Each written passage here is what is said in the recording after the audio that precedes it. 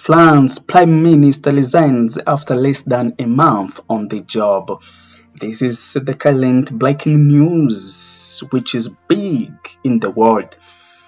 The story from Paris says French Prime Minister Sébastien Lecornu resigned on Monday, just hours after he unveiled his new cabinet in a shock move that plunged the country further into a political crisis.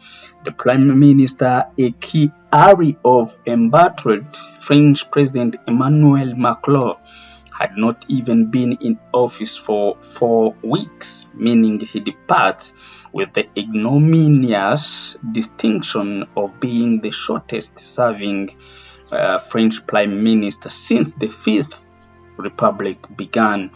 It's the clearest sign yet that Macron has run out of load. After 5 prime ministers in less than 2 years, none able to build a stable majority, the country looks exhausted and increasingly done with him.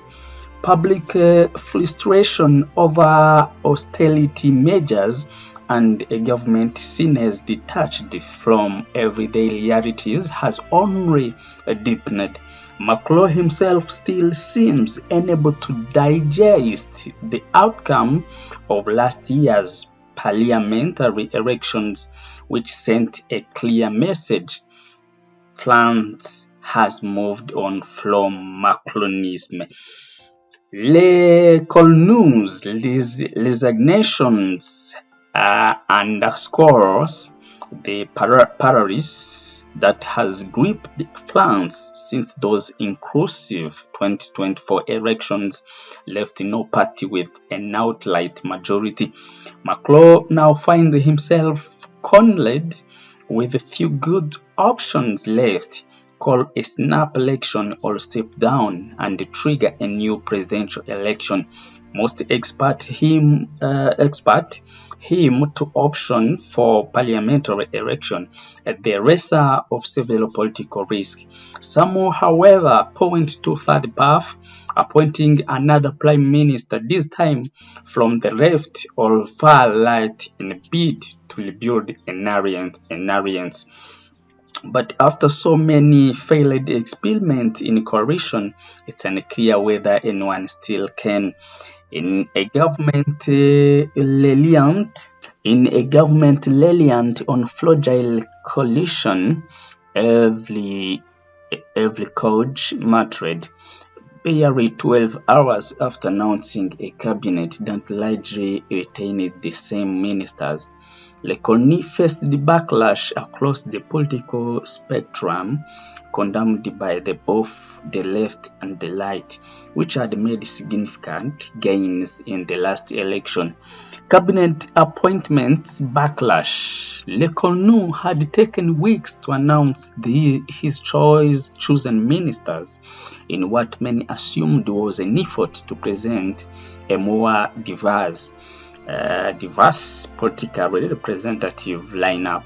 Speaking on Monday, he blamed a lack of compromise among parliamentary parties on his government's collapse. He said that the bloc he had offered his pledge to no longer use clause 49.3 of French constitution to force through legislation without a vote was insufficient for the other parties. We didn't need much to get there, Lecornu said on negotiation with other parties to chart a path toward a workable government, adding that a lack of humility and certain egos got in the way. There are lots of red lines in the mouth of some, but there were rarely any green lines, he added. You can't be prime minister when the conditions simply aren't there, Lecornu said. Political parties keep acting as if each of them had a majority in the National Assembly. Bruno Retailleau, leader of the Republicans, the traditional party of the French political right, who kept his post as interior minister in Le Cornu's government reached in outrage at his former colleague's selection of ministers. The composition of the government does not reflect the promised Blake, he posted on X on Sunday night, referring to Le Cornu's promise to change the election from previous government since the 2024 elections, which had leaned heavily on Macron party loyalists. Sunday's cabinet was made up of 10 ministers from Macron's party, even more than in Macron's first government when he swept to power in 2017 with the new centrist party. Of its 15 ministers, Sunday's cabinet featured no representation from the left-wing bloc as far-right party in the French parliament. Later law sentiment was echoed by the French far-right. We said it's clear to the Prime Minister it's a Blake or it's no confidence. Jordan Bardella, president of the far-right National Rally, posted on X on Sunday night.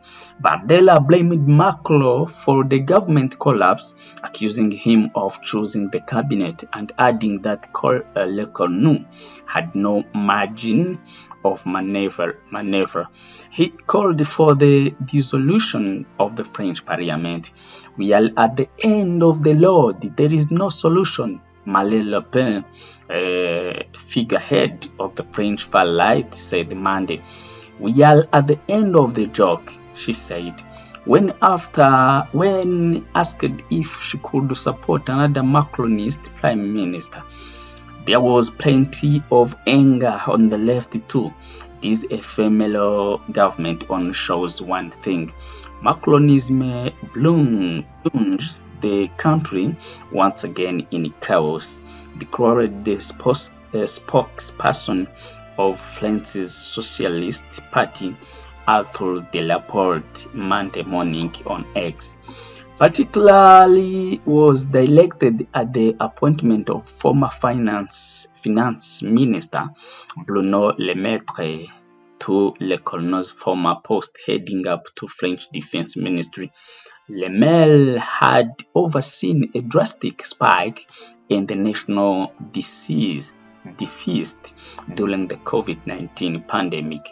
The Paris Stock Exchange tumbled 1.7% on opening Monday morning, with concern growing of the upcoming budget. The first draft of the French national budget was supposed to be submitted for ministerial approval on Thursday, a deadline that has now been thrown up in the air. This is developing story and will be updated.